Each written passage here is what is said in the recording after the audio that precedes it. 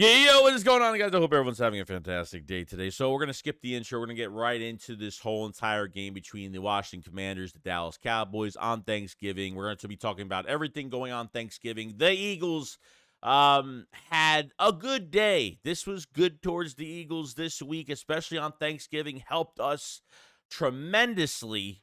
Big day for the Eagles. So I hope everybody had a nice Thanksgiving. I hope everyone relaxed, spent time with their families, and did their thing. Now, Washington and the Dallas Cowboys, man, I gotta say, it's just like I've seen this over and over and over and over, where this Thanksgiving was dedicated to the Dallas Cowboys between that fossil of an old woman goon. I don't know what she was, okay, but it was just a really ugly day. Really ugly day. A horrible halftime show. And the Dallas Cowboys padding their stats. Dak Prescott throwing for 4 touchdowns. Ooh, God, so great, right? DaRon Bland breaks the NFL season pick 6 record on Thanksgiving Day. Great.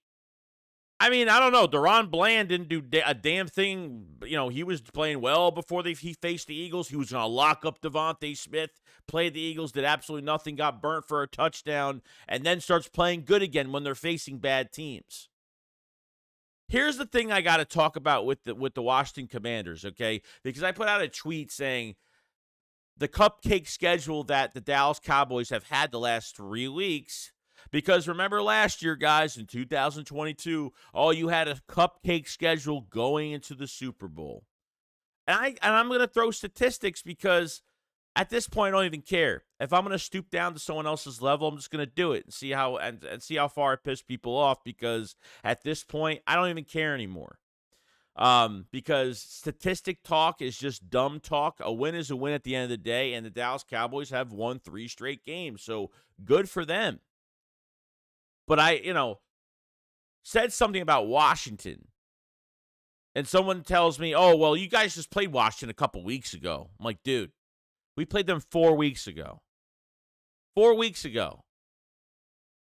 Just because the Eagles played Washington 4 weeks ago, and then the Cowboys beat them by more points, it doesn't mean that Washington, I guess the Eagles really aren't that good, or Washington, look what we do. Look what we did to Washington, and look what they did to Washington those past 2 times. They had a lot of trouble. Yeah, when we faced them early in the season the first time, yeah, they, it's the scheme of the defense for the Eagles that made the Washington look really good. But they were playing a lot better. 4 weeks ago, the rumors came out that Washington was going to start trading players, that there was guys on the trade block, and it depended if the Washington Commanders won that second game against the Eagles, and they didn't. They got rid of Chase Young. They got rid of Montez Sweat. They got rid of 2 of their top defensive stars. They still have an offense. They didn't lose anybody offensively, and they have been falling apart ever since the Eagles have put Washington into extinction. Doesn't matter. The Eagles put Washington into extinction. They literally the Eagles ended Washington's season. I mean, they were literally on top. They were the first team in the hunt, okay, to get into the wild card. Now they're the dead last team in the hunt right now. And they're literally going to be out of it soon. They won't even be in the hunt whatsoever with the record that they have. Now they'll be last, but they're going to lose more games. Sam Howell looks like shit. The offensive line can't protect. Dallas has a good defense. They have a good defense, no doubt. Okay? I'm not a fan of the quarterback. I've told you this a million times. I look at Jalen Hurts in 3 years. I look at Dak Prescott in 8 years, and it's night and day. Night and day. Okay? It was literally a glorious Dallas Cowboys day on Thanksgiving. That's all this was. Okay? But talk about what the Eagles have played and what the Cowboys have played and kind of make a difference of it. They still lost. The Cowboys still lost against the Philadelphia Eagles. But now since the Eagles win games now against hard teams, I guess it doesn't matter because the Eagles have been cheating every single game. Every game they've been cheating, they've been helping the refs, and the refs have been helping them, and that's how it goes. Simple as that. That's the way everything's going now. When the Eagles win against the hard teams, now Dallas can't deal with it, so they have to pick things apart when they watch. They have to waste their days watching Eagles games and point out things that they can nitpick over nonstop. There are missed calls every single game. Trust me, I know. But when it comes to the Dallas Cowboys, the last 3 weeks have not impressed me. Washington lost against the Giants. I mean, I was shocked over that. I had Washington beating them by a landslide. Even without Chase Young, without Montez Sweat, I still had them beating them. Tommy DeVito? Seriously? I mean, that's just crazy. Winning in style, scoring 30-plus, 40-plus points. They haven't faced any adversity. None. And when they do, they're not going to survive. They won't survive the playoffs because they haven't faced adversity in any game they've played besides the 49ers and obviously the friggin' Arizona Cardinals. That Arizona Cardinals game is going to bite out the Dallas Cowboys in the ass. It's going to bite them in the ass. Especially if they want the division. I think that's going to hurt them the most. It's going to bite them. Okay? Losing to the Eagles, it's a big deal. But I think the Eagles can beat the Dallas Cowboys in Texas, man. AT&T Stadium. I think they could do it.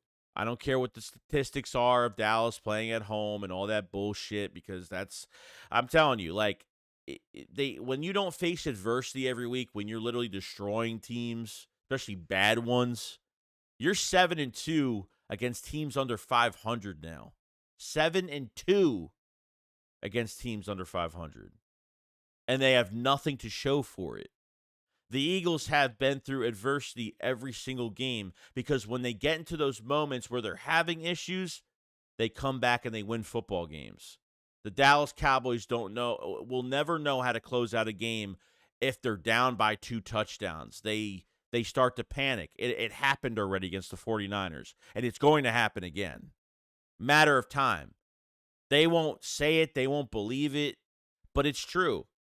When you're not used to being in situations, whether it's bad weather, whether it's overtime, whether it's sometimes those games build character of your football team, and Dallas has not built any character this year of what they are, what their identity. Yeah, their identity has been just beating on bad teams all year. That's it.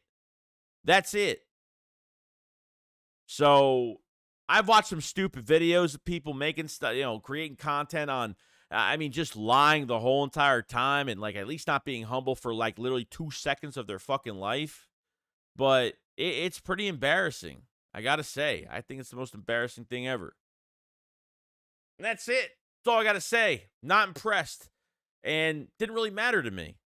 I felt like, I said to myself, well, Washington should at least, they couldn't do anything on third down, 3rd and 1, 3rd and 1, 4th and 1. I mean, they were horrible. So bad.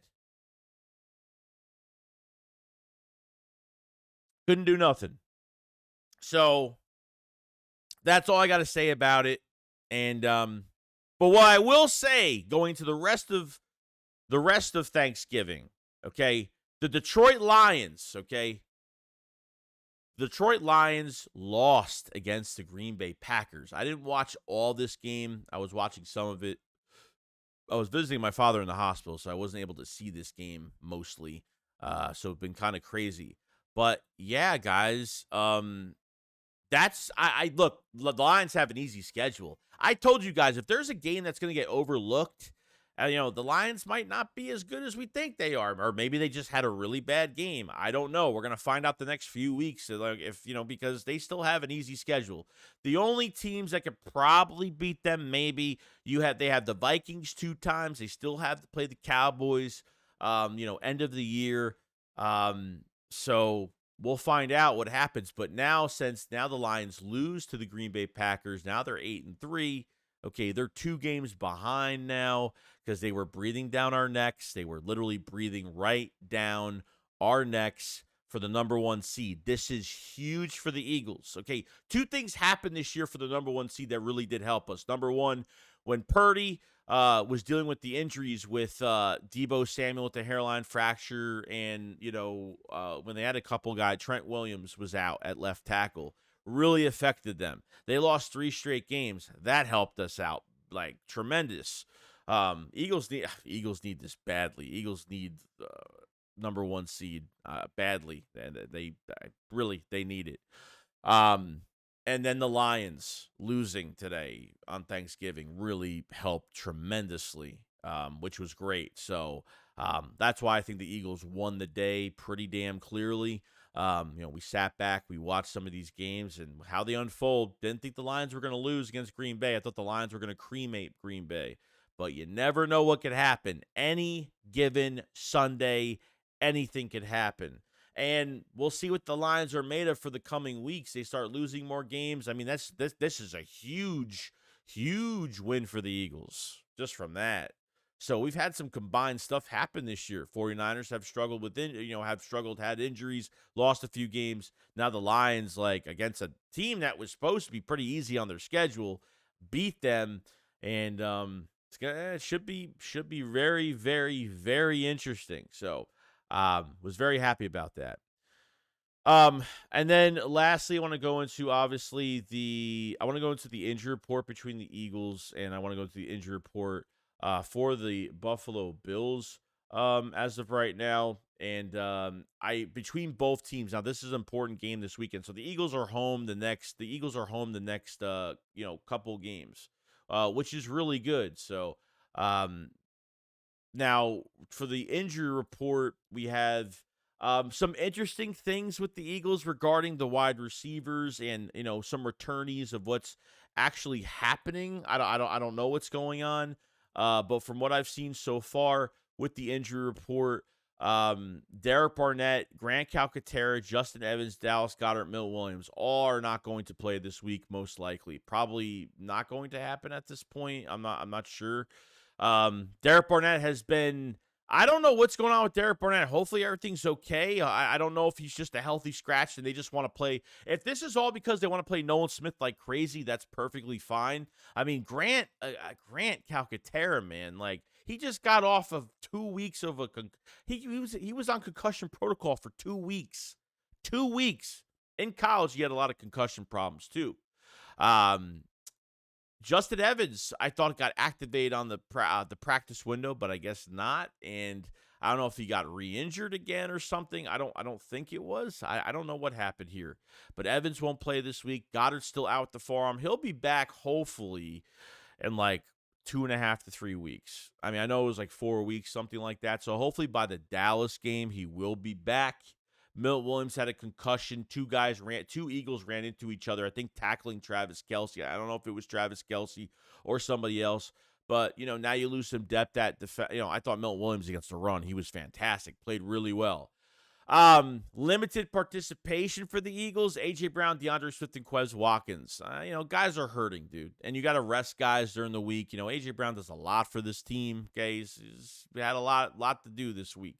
Only had 8 yards last week, but Devontae Smith, this is why you have 2 number 1 receivers, man, because if one's, not producing and they're doubling him too much, Devontae Smith's going to take over the load. You obviously want to rest DeAndre Swift with the ankle right now. I mean, they're just resting him. That's all I can really say about that. Nothing serious. And Quez Watkins, going to find out. We've been talking about him the past couple days, like, Nick loves Quez Watkins. I love Quez Watkins. I just hope that Hurts trusts him and can count on him and not have to force the ball anywhere else if he's wide open, because Quez has got that burner speed that I've been missing from this offense so much. I think he just adds another dynamic here, but Quez just has his moments, and I don't like it at times. So, we'll see what happens. participation was Julio Jones. So that's the Eagles injury list. I'll go over more of the Bills on the Bills side of stuff tomorrow, the next day, stuff like that when it comes to their injury report.